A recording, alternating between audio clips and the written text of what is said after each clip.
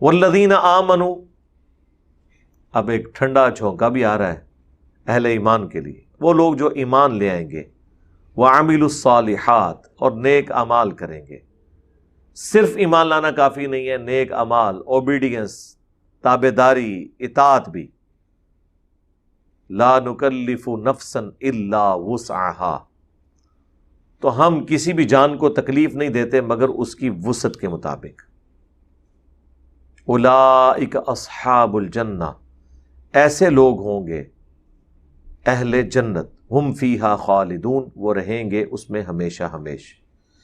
یہ جو آیا نا لا نکلف نفسا الا وسعها، یہ اللہ نے قانون کے طور پر ذکر کیا ہے، کسی بھی جان کو ہم اس کی استطاعت سے بڑھ کر تکلیف نہیں دیتے۔ یہ ایک ایسا جنرل رول ہے کہ دنیا میں جس نے اللہ کے لیے تکلیف اٹھائی ہے نا، تو اس کا پھر جزا قیامت کے دن جنت ملنی ملنی ہے۔ یہ نہیں ہے کہ ادھر بھی تکلیف اٹھائی ہے اور آخرت میں بھی اٹھائیں گے، نہیں، یہ اللہ کا رول نہیں ہے، اللہ کی صفت عدل کے منافی ہے۔ اسی کو میں نے عرض کیا تھا کہ دنیا اللہ کی مرضی کی گزاریں، آخرت آپ کی مرضی کی ہوگی، اور اگر دنیا آپ اپنی مرضی کی گزاریں گے پھر آخرت اللہ کی مرضی کی ہوگی۔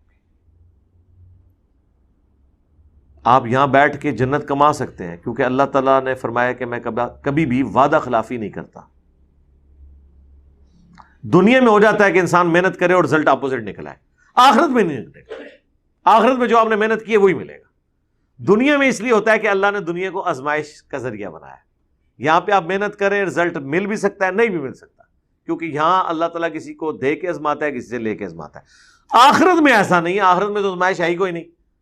اسی لیے اللہ تعالیٰ بار بار یہ یقین دلاتا ہے کسی کو یہ وسوسہ نہ آئے کہ دنیا میں بڑی محنت کی تھی، کیا بنا، اینڈ رزلٹ تو میرے ساتھ یہ ہاتھ ہو گیا، تو آخرت میں بھی نہ ہو جائے۔ تو وہ اللہ تعالیٰ بار بار آخرت کے بارے میں کہتا ہے۔ اللہ تعالیٰ اپنے وعدے کی خلاف ورزی نہیں کرتا، اللہ تعالیٰ پیغمبروں سے کیے ہوئے وعدے پورے کرے گا۔ پھر اہل جنت کے کلام کو نقل کیا جاتا ہے کہ جنتی جب جنت میں پہنچیں گے تو اللہ کا شکر ادا کریں گے کہ اے اللہ جو تو نے دنیا میں ہم سے وعدہ کیا تھا آج پورا کر دیا۔ یہ اللہ نے اس لیے بیان کیا ہے کہیں دنیا پہ قیاس نہ آپ آخرت کو کر لیں۔ دنیا میں ایسے ہی ہوگا، بغیر محنت کے بہت کچھ مل جائے گا، محنت کر کے بھی کچھ نہ ملے۔ آخرت میں یہ رول نہیں چلے گا۔ آخرت میں جس نے جو کیا ہے وہ اسے ملے گا۔ جو صحیح مسلم میں حدیث ہے کہ دنیا آخرت کی کھیتی ہے، جو بوگے وہ کاٹو گے۔ دنیا میں ایسا نہیں ہوتا۔ دنیا میں ہو سکتا ہے آپ بہت زیادہ محنت کریں اور کچھ بھی ہاتھ نہ آئے، اور تھوڑی سی محنت کریں یا بعض اوقات محنت نہ بھی کریں اور بہت کچھ ہاتھ آ جائے، کیونکہ دنیا میں اللہ تعالیٰ نے معاملہ تقدیر کے اوپر رکھا ہوا ہے۔ آخرت کی تقدیر آپ نے خود بنانی ہے، جو محنت کرے گا کامیاب ہو جائے گا، اور ساری الہامی کتابوں کا مقدمہ اسی کے اوپر قائم ہے۔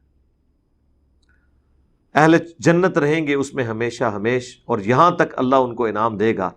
وَنَزَعْنَا مَا فِي صُدُورِهِم مِّن غِلٍّ، اللہ تعالیٰ اہل ایمان کے دلوں میں بھی اگر ایک دوسرے کے بارے میں کوئی نفرت تھی نا، وہ بھی نکال دے گا۔ آپ یہ وہ کام ہے جو معجزانہ طور پہ ہو سکتا ہے۔ یعنی دنیا میں دونوں نیک تھے، لیکن کوئی ایسا اختلاف رائے تھا جس کی وجہ سے ایک دوسرے کے لیے دل میں نفرت ختم نہیں ہوئی، لیکن اللہ کے ساتھ مخلص تھے، حقوق العباد صحیح پورے کیے، جنت میں پہنچ گئے۔ اب جنت تو کوئی غم کرنے کی جگہ تو نہیں ہے نا۔ یہ تو ہو نہیں سکتا کہ آپ جنت میں ہوں اور آپ کے ساتھ وہ لوگ بھی جنت میں ہوں جن سے آپ سخت نفرت کرتے ہوں۔ اگرچہ اللہ کے حضور انہوں نے بالکل صحیح پرفارم کیا ہو، آپ کے ساتھ زیادتی بھی نہ کی ہو، ان کے زوم میں وہ اس چیز کو صحیح سمجھتے ہوں، کہ جنت میں تو دونوں پہنچ گئے، اب ایک دوسرے کا کیسے سامنا کریں گے؟ جس طرح یہاں بھی لوگ جس سے اختلاف ہوتا ہے اس کو دیکھ کے گلی بدل لیتے ہیں، جنت میں تو یہ کام نہیں ہوگا۔ یہ بھی ایک عیب والی چیز ہے نا، ایک ٹینشن ہے نا۔ جنت تو وہ جگہ ہے جہاں پہ اتنی سی ٹینشن بھی نہیں، کوئی تکلیف نہیں ہے۔ تو یہ بھی کتنی بڑی کوفت ہے کہ جنت میں جا کے یہ والے معاملات ہوں۔ تو اس کا سلوشن صرف اللہ کے پاس ہے کہ اللہ تعالیٰ زبردستی کسی کے دل سے دوسرے کے بارے میں جو میل آیا ہوا ہے وہ نکال دے۔ انسان میں تو یہ قدرت نہیں کہ وہ نکال سکے۔ ٹھیک ہے، مجھے وہ لطیفہ یاد آ گیا، وہ علی نقوی صاحب ایک دفعہ بیان کر رہے تھے ایک رائٹر کے بارے میں کہ انہوں نے مضمون لکھا کہ at the end of the day سب لوگ ہی جنت میں چلے جائیں گے۔ بڑے اچھے انداز میں انہوں نے ایک مضمون لکھا کہ جب جنت میں سنی جائیں گے تو وہ شیعہ کو دیکھ کے پریشان ہو جائیں گے کہ یہ کیوں جنت میں آ گئے. ٹھیک ہے, شیعہ صحابہ کو دیکھ کے پریشان ہو جائیں گے کہ یہ کیسے آ گئے, ہم نے تو پوری زندگی ان پہ تفرے کیے تھے. ٹھیک ہے, اس طرح وہ پوری چین بنائی ہوئی نا, تو وہ علی نقوی صاحب کہتے ہیں کہ علی بھائی آپ کو دیکھ کے تو سارے پریشان ہو جائیں گے. ٹھیک ہے, تو انشاءاللہ پریشان ہوں گے. امید ہے ہم نہیں پریشان ہوں گے کسی کو دیکھ کے انشاءاللہ تعالی. یا تو وہ جہنم میں ہوں گے جن کے بارے میں ہمارا گمان ہے, اور یا پھر اللہ تعالیٰ ہمارے دل سے ان کے لیے غل نکال دے گا. ایک کام تو ہونا ہے نا. یہ وہ آیت ہے سورہ الاعراف میں بھی ہے, سورۃ الحجر کے کانٹیکسٹ میں تو اسپیسیفکلی آیا. بہرحال یہ ملتی جلتی آیات ہیں. ان کے کانٹیکسٹ میں المصنف ابن ابی شیبہ میں صحیح سند سے حدیث ہے, اور فضائل صحابہ احمد بن حنبل کی کتاب میں نے اپنے کربلا والے ریسرچ پیپر میں ڈالی ہے کہ مولا علی علیہ السلام ان آیات کو تلاوت کر کے کہا کرتے تھے, میں اللہ سے امید کرتا ہوں کہ یہ آیت میرے عثمان بن عفان, طلحہ اور زبیر کے بارے میں ہے کہ اللہ تعالی ہمارے دلوں میں جو ایک دوسرے کے لیے غل آ گیا ہے اس کو دور فرما دے گا. ٹھیک ہے, وہ ڈاکٹر اسرار صاحب بیان کرتے کرتے مامو جان کا بھی نام انہوں نے لے دیا, تو ہم نے کہا کہ مامو کا ذکر نہیں کیا مولا علی نے. مولا علی نے بھی وہی ذکر کیا جو ذکر کرنا بنتا تھا, اور ظاہر ہے کہ وہ ان کنفرم جنتیوں کا ذکر کیا جو عشرۃ مبشرۃ میں شامل ہیں, حضرت عثمان, طلحہ, زبیر.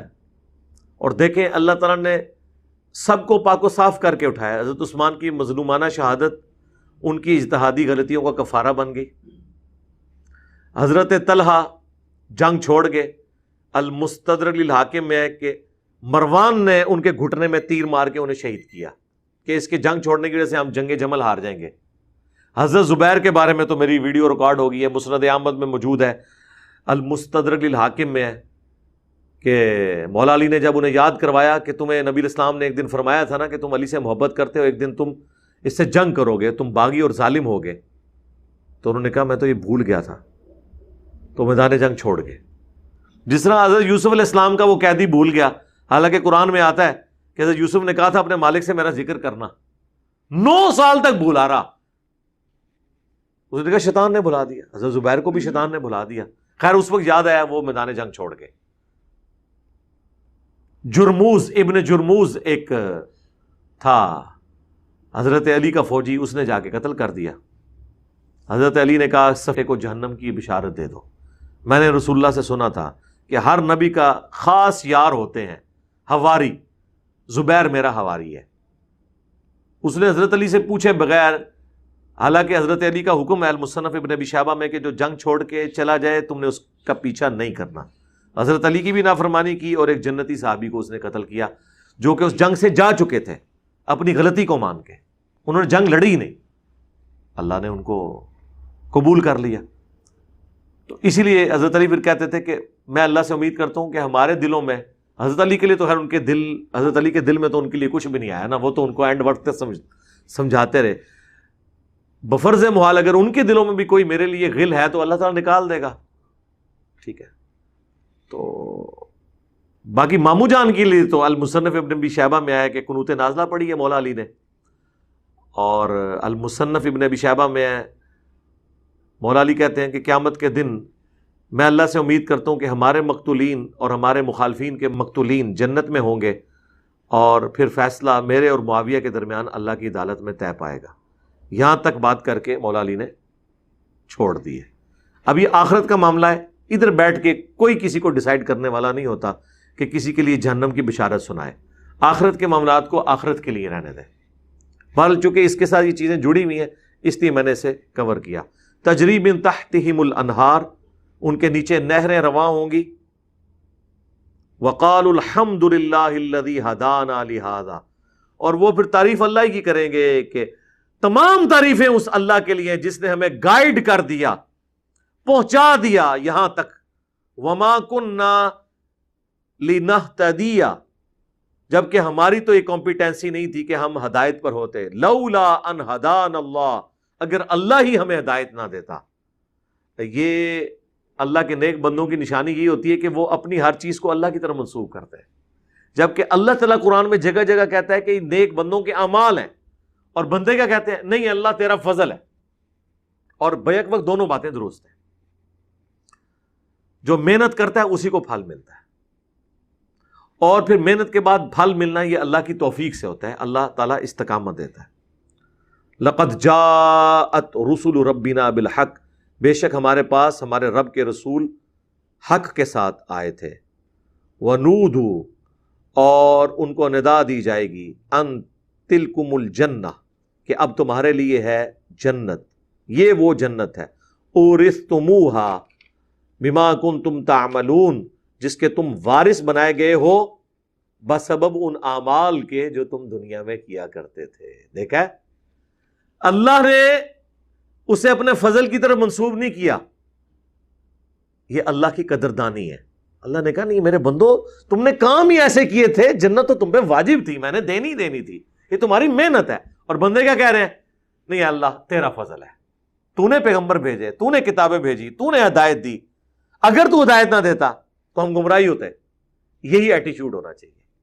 اللہم اجعلنا منہم مع النبیین والصدیقین والشہداء والصالحین، آمین۔